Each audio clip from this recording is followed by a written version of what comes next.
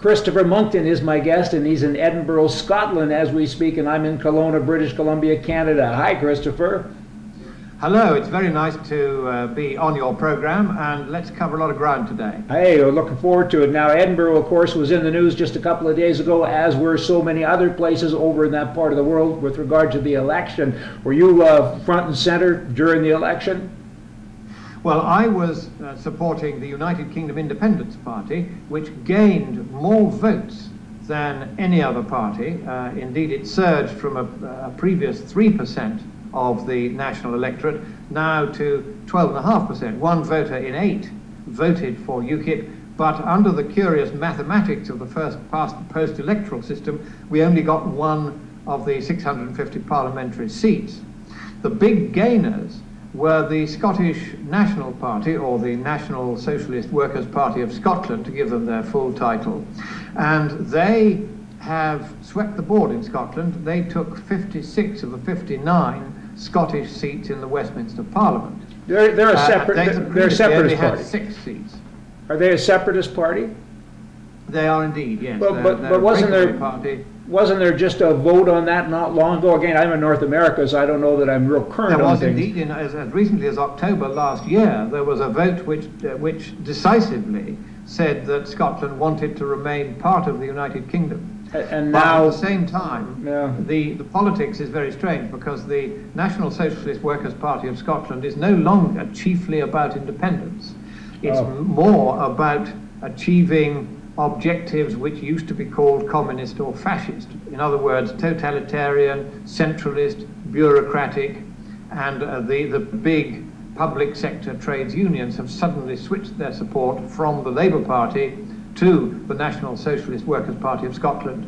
And so this party now represents the left, and I would say the hard left, the extreme left. It is a very, very strong left-wing party. And so I and many others are thinking, will we feel safe staying in Scotland?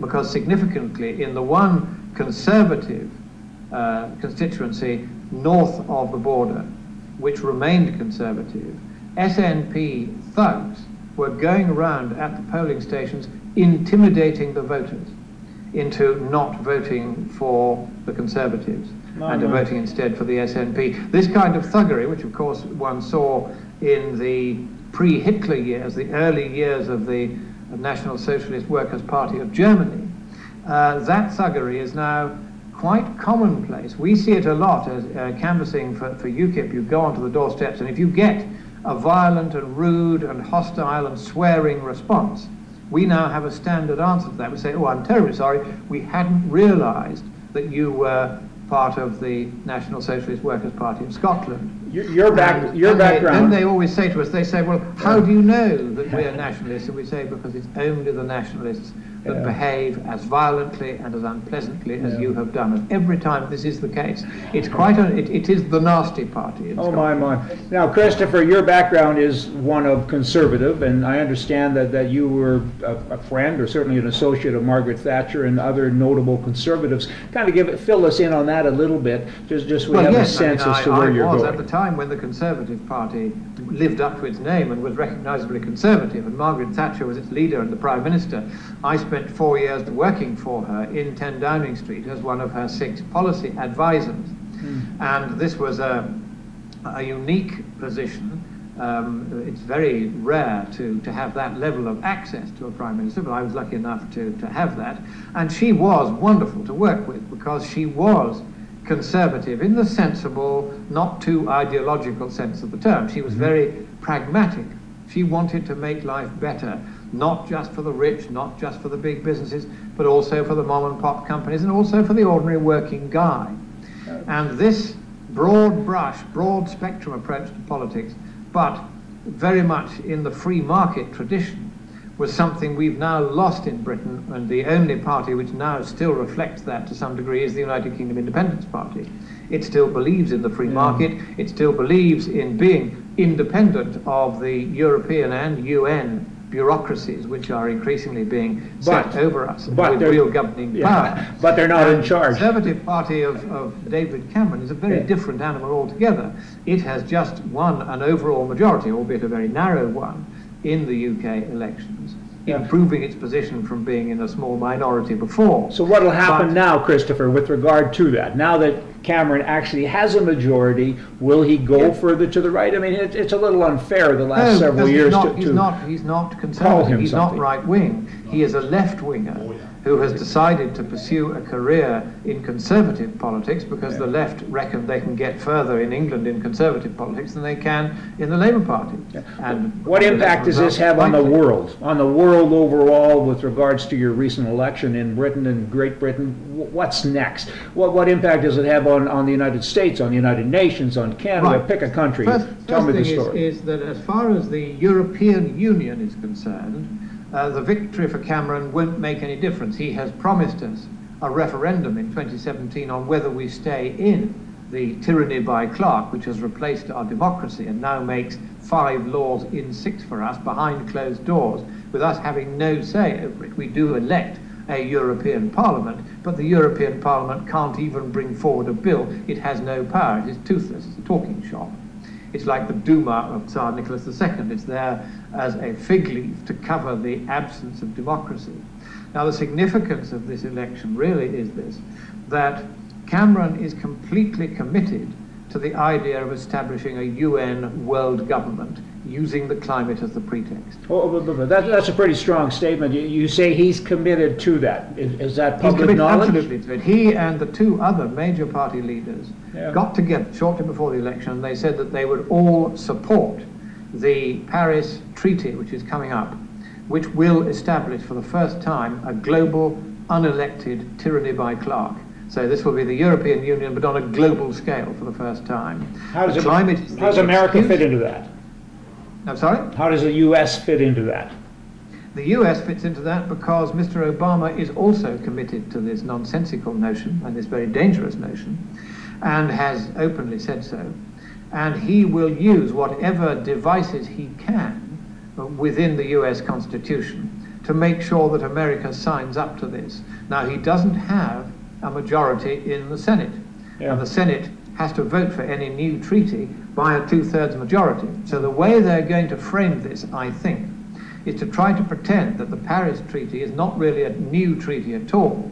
It's an amendment to a pre-existing treaty. I'm not quite sure which one they're going to choose, but they will therefore say that amendments to existing treaties don't have to be approved by the Senate. Actually, they do if they're sufficiently big of a change. But that's how Obama is going to try and get round the fact that he no longer has the support of the people, and certainly no longer has the support of the Senate, to push through this treaty. But that's how he is going to do it. He went to China in December of last year so as to do a shoddy deal with them and avoid the humiliation that he faced in Copenhagen 5 years ago when the UN last tried to impose a world government treaty. And if people are listening in on this and they're thinking, oh, all this talk of global government, this sounds just too extreme for words. So it is, but it's also exactly what they have in mind. What is it? Excuse me, don't believe this, then turn to what is a global government? 36 and 38 of Annex 1 to the Copenhagen Treaty draft, where the word government, in the context of global government, is used for the first time in any international treaty draft that I have ever seen. And I used to negotiate these on behalf of Her Majesty's government, so I know what I'm talking about. They were trying to set up a world government. They failed because China said it wouldn't play. Now, this time, in December last year, Obama went to China. He said, please, please, please, we're all communists together here. Don't blow this out of the water a second time. If we're going to get global communism, we're going to get it via this UN treaty. Don't stand in its way. So, Christopher, let me interrupt you. Whoa, whoa, whoa, whoa. So when you're talking global government, you went from global government, the verbiage then went to global communist government. Is that what you think? It's a global communist government? Well, let us take away words like communist or fascist, and let us use the more neutral term, which is totalitarian. Okay. This is a government which wishes to control every aspect of our lives, down to how long we can have a shower for, what kind of light bulb we can use, every minute, even the communists and fascists of old didn't dream of trying to interfere in every tiny last detail. That's what totalitarianism is. It's the absolute control over every aspect of every person's waking moments. That's what these people want. And you think that that's actually happening? As a technique to get it. And if you read the current draft of the Paris Treaty, it is already available, you will see what I mean. Mm-hmm. Now, at the moment, what they've done is to shape this treaty draft as a series of options, which frankly, after 23 years of negotiation, you'd think they would have narrowed down, but they've deliberately not done that, because what they're going to do is to set up the global government. They're no longer going to use the word government, because we teased them for that last time, and they were very embarrassed. I did a video on it, and it got 3 million hits in 2 weeks.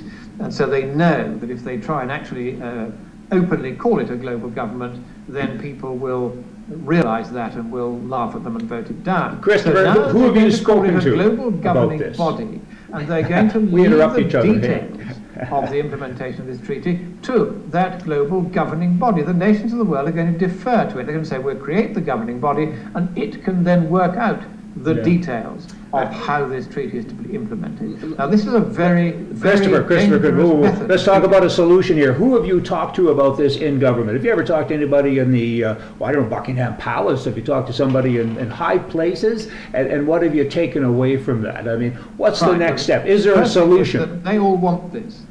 The governing class worldwide has tired of democracy. They don't want democracy anymore. It's inconvenient. It gets in the way. If, for instance, you talk to, say, Prince Charles about the climate. Have you? He will say, oh, I've studied this. Yes, I have. Oh, I've studied this myself. It's all settled science. How can you possibly raise any questions about it? And I say to him, actually, you haven't really studied it, with respect, and you've certainly never published in the peer-reviewed literature as I have. And the fact is, this is convenient, isn't it, for the governing class? Now, of course, you won't get a yes from any of them. They won't admit that this is why they're all supporting this climate agenda. There are a small, and it is a very small proportion of them, who genuinely believe, because they're stupid enough, that our tiny impact on the climate is going to be enough to cause disaster, unless they are put in charge of the world so that they can shut our activities down. There are some that actually believe that, but that's the minority. The majority of the governing class to whom I've spoken, they regard this simply as a matter of a convenient way to get rid of democracy and establish on a global scale the EU that we've already got. And the UN in particular is Do you really think this will happen? The European Union, because it has managed to acquire supreme political governing power in Europe. It now makes 5 laws in 6 for the member states. Yeah. And our parliaments only make 1 law in 6. But Christopher, laws in 6 prevail over our own law. Do you think this will happen? The UN wants that, and it wants it on a global Do you think this will happen, and when? Read the draft treaty. I can't stop you, can I? Available on the UN website. You will see what it is they're trying to do, provided you can understand the gobbledygook in which they write it. They no longer refer to a government. They now call it a governing body. They no longer refer to a power of taxation. They call it an economic power. Christopher, hold it. Jump over. They call it instead a facility. Christopher, hey, let me talk just for a second. Let's roll over to talking here. Yeah, you're doing good. I mean, all of us here in North America, most of my audience is in North America, so I'm sure they'll all find it very enlightening, particularly when there's references to Margaret Thatcher and the Queen. And you've talked to the Queen as well, I'm assuming, on different occasions. Is that correct? No, I haven't. Okay. Prince Charles, yes. Prince Charles, yes, and other people, notable people. And you feel beyond a doubt that Obama is old-commie, that he is a communist and he's pushing towards this? I mean, that's... Let me tell you the story. I gave a press conference at the Willard Hotel in Washington shortly after he was elected. And among the things I said was how surprised I was to find that America, of all countries, had elected a communist as its president. And I was taken on one side by John Gizzi, the editor of Human Events, who was at that time the doyen of the press corps, and he said, look, we don't really use the word communist with such freedom over here. It has McCarthyite overtones, you know. And I said, look, I come from Yorkshire. When we talk about a spade, we tend to call it a spade. we don't tend to call it an instrument used in pursuit of agricultural purposes. And I said, if a guy walks like a communist, talks like a communist, acts like a communist, does things like a communist, was brought up by communists, his mentors were communists, his uncles were communists, his rhetoric is communist, then I'm going to call him what he is. And 6 months later, I went back to Washington, and I got a copy of Human Events, and there was an editorial by John Gizzi saying how unfortunate it was that for the first time in its history the United States had elected a communist as its president. So I rang him up and I said, John, do come and have some dinner with me, but I must just give you a warning. In America we don't use the word communist with quite such free. He said, don't you start, they've all been on at me about it. He said, but the fact is, we have to admit now, he said, of course he's a communist, of course that's the strand of policy that he follows. Tell me about Canada. Is there a communist in Canada? Away from that context. Is there a communist in Canada as well? The word totalitarian, which encompasses socialism, communism, fascism, all the extremist groups who think that they know best how every detail of our lives should be run. If you go back to early imperial China, for instance, there the philosophers of politics meditated upon what is, to this day, the essential divide, the great gulf between the two factions in politics, the totalitarians. They called them the legalists. That's perhaps the most neutral word one can use for this really very poisonous and dangerous faction. The legalists who want to control everything, the control freaks.